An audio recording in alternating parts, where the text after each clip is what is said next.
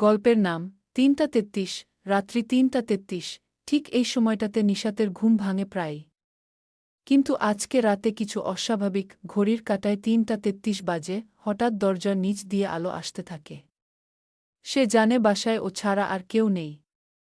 দরজার দিকে তাকিয়ে থাকে কিছুক্ষণ, তারপর সাহস করে গিয়ে দরজা খোলে।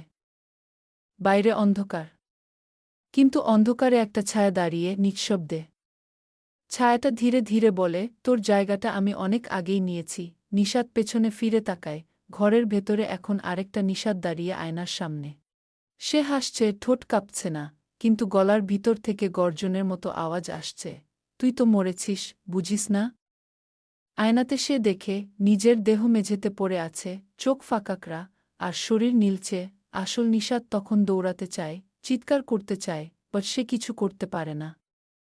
কারণ সে এখন ছায়া, ঘরের বাইরে দাঁড়িয়ে থাকা এক অদৃশ্য অস্তিত্ব। ঘড়ির কাঁটা ৩টা ৩৪ বাজতেই ঘরের ভেতরের নিশাত আয়নার দিকে তাকিয়ে চোখ টিপে দিল।